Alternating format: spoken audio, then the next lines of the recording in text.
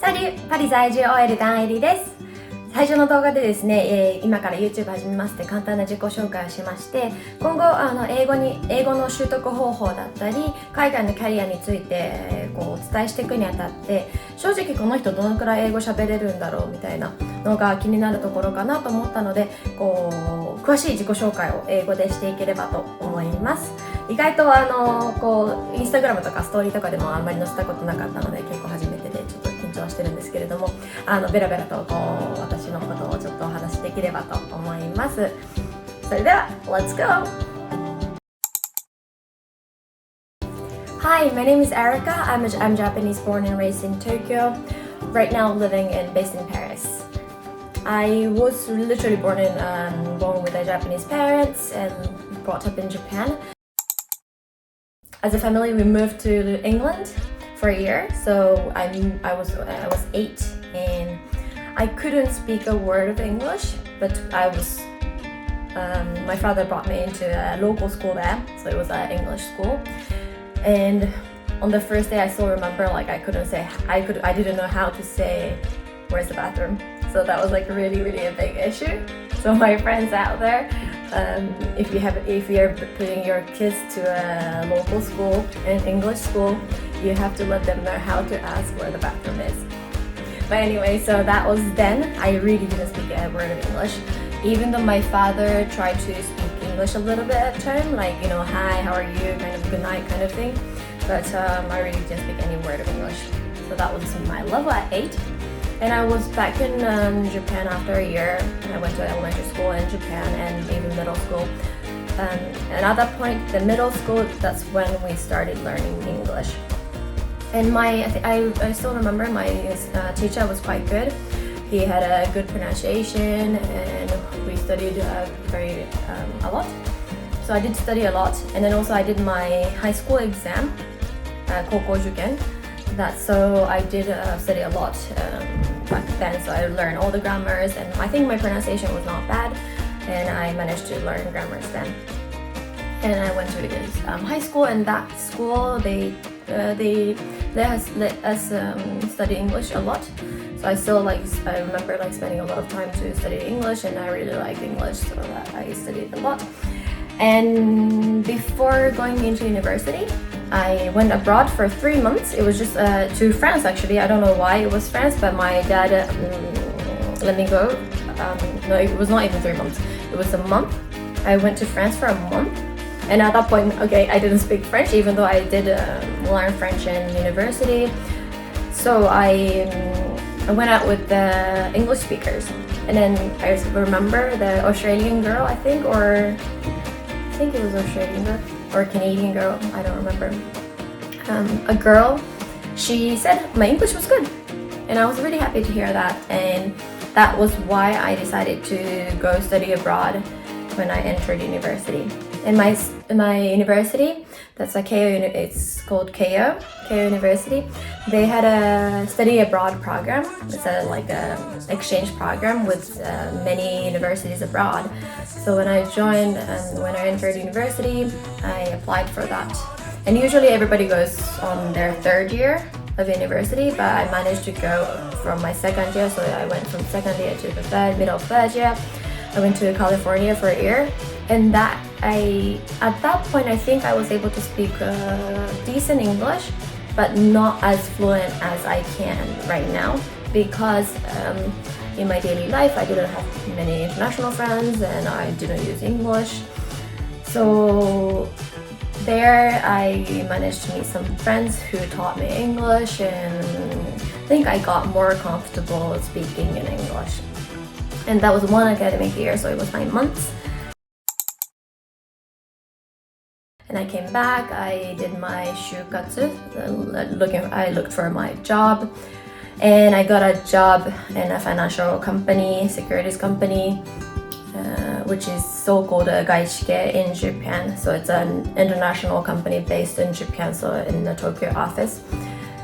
And so I think I joined that company as a new grad.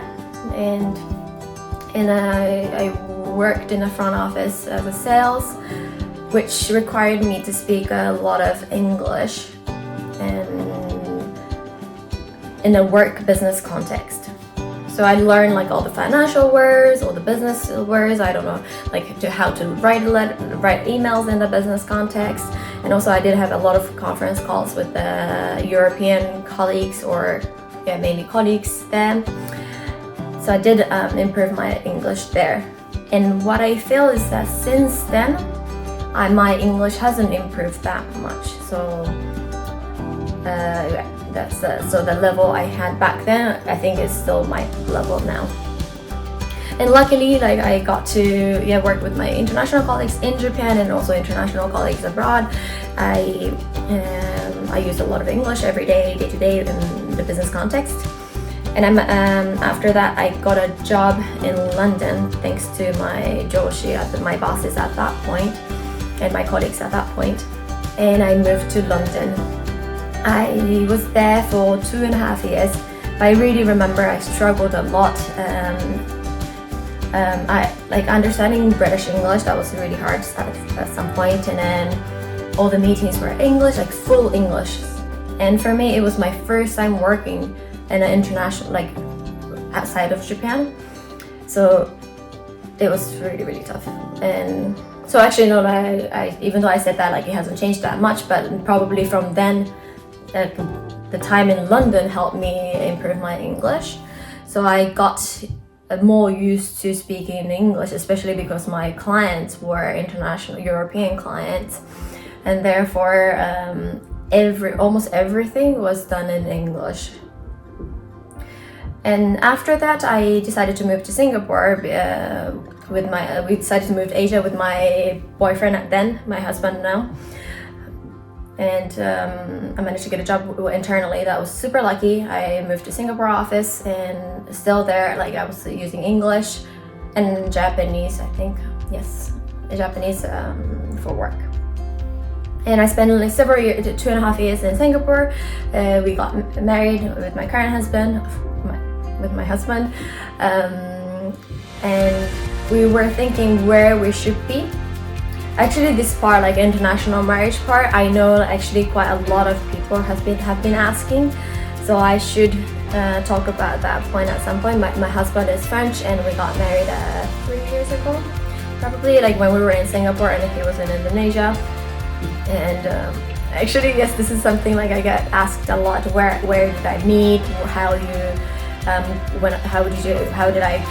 go over the international like long distance relationship? So that, okay, I have to do another video separately because it will be a long story. But anyways, we got married and we were like talking where we should go, where we should live together, and we decided to move to Paris. So there you go. That's why I'm in Paris right now. And it's been almost 2 years since I moved to Paris. And when I moved to Paris, I couldn't speak French, even though I did learn French basics at university. My senpai came to Paris in February 2019, I think. And I remember she was asking we went to a cafe and she was asking to a waiter like, oh, what is this? Oh, I would love to have this, la la la.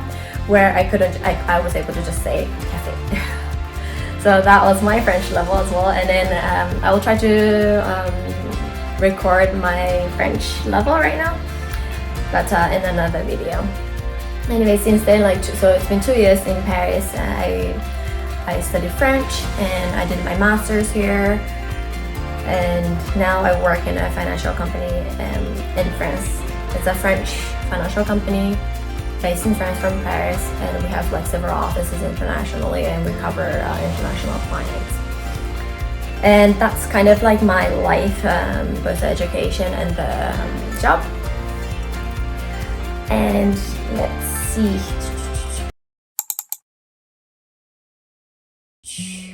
Let's do more like personal stuff, like what I love eating. So I love to go to restaurants, and I was going to so many restaurants in London, Singapore, of course in Tokyo, and in Paris I moved just before lockdown.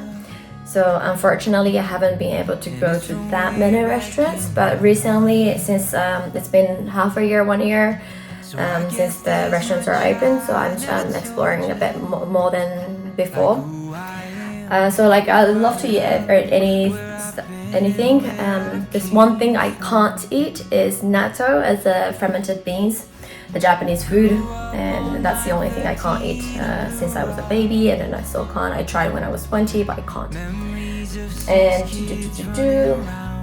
I forgot to say, actually I'm 31 right now, turning 32 in summer. And so actually it's a really big challenge for me to start a YouTube channel, and I love talking, so I wish I can share my thoughts. And it's just like, it's crazy how many Japanese wants to live abroad, work abroad, anything, like, or like want to be able to speak English. And I just thought a lot of people don't know like how to start with, like what would be the first step to take. And living in several countries, so I lived in England, America, Singapore, France, and Tokyo. I feel like I've met so many people, and there are so many choices that you can make. There's so many options, there are so many ways that you can live abroad. So I wanted to share everything can be possible. I was not expecting to live abroad. I wasn't expecting to work abroad. I never thought that I was in Europe, like especially not in a non-English country. So things can happen, and there are so many ways that you can make it happen. So I wish I can show this through my YouTube channel. And also like I'll be answer to all your questions. I know like I've received so many questions that's asking me like specific cases, like about English, or I'm going abroad, like what should I do, how can I do that, la la la. So I'll try to answer those specific questions as much as I can from my own experience, and then also by seeing other people in like Paris, Singapore, and London. So hopefully that will be helpful for you. Lately, what I like to do is to bike my bike, little velo. I bought recently, it's only like day 10 or something, so it's very, very new. But I bought a bike from a British brand called Brompton. It's a folding bike that becomes super small, and it seems like that company has been making the same model for many, many years. And I'm just so in love, partially because the Brompton bike is just very neat and super pretty bike. And also, I'm finding the better part of Paris by biking in Paris. To be honest, I moved here just before lockdown, so I haven't seen the Paris scenery. Like I didn't experience like the great part, I would say. And also like the metros are super dirty, and I just don't like it. I had lots of, I can complain this forever, so which I'm planning to do in another video, but it's so messy.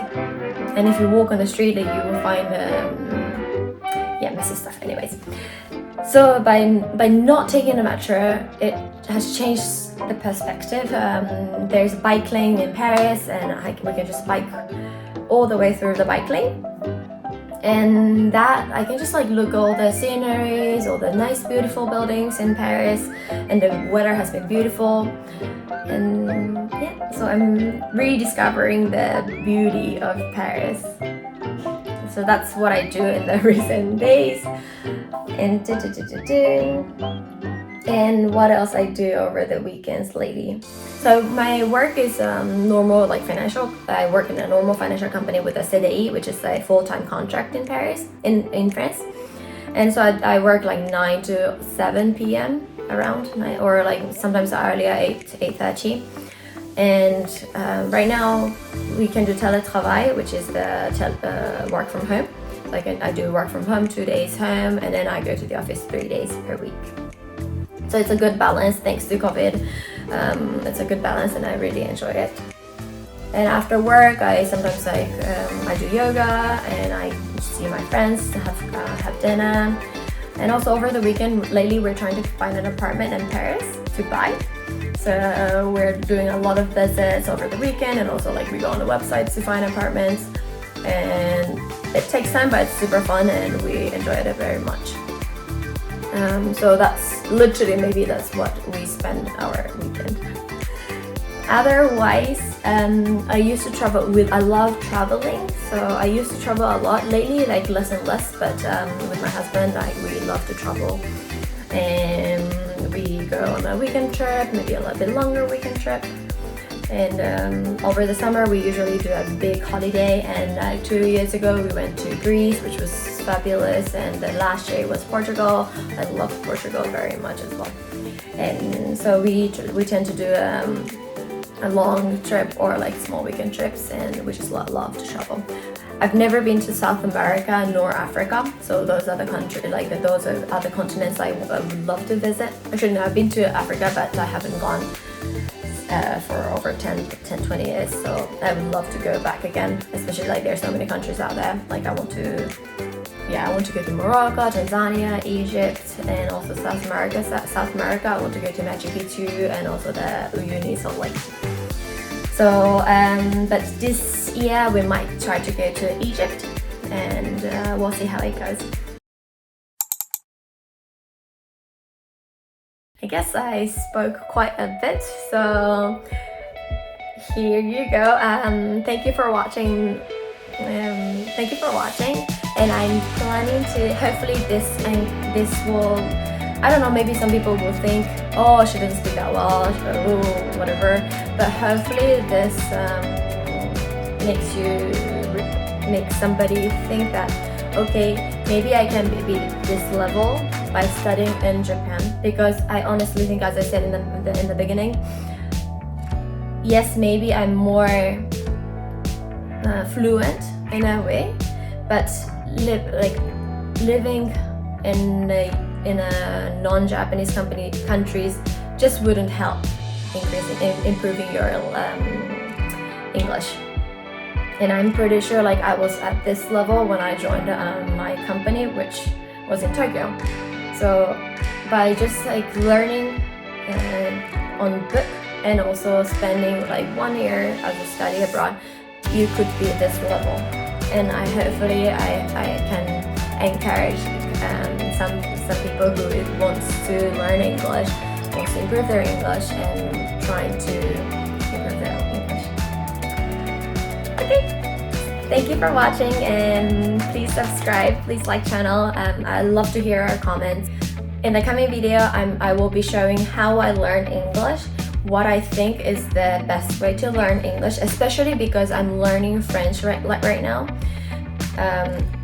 I thought there's like some things that I can share, like it's a common thing to learn languages. So hopefully I can share like how I think right now and learning French as over 30.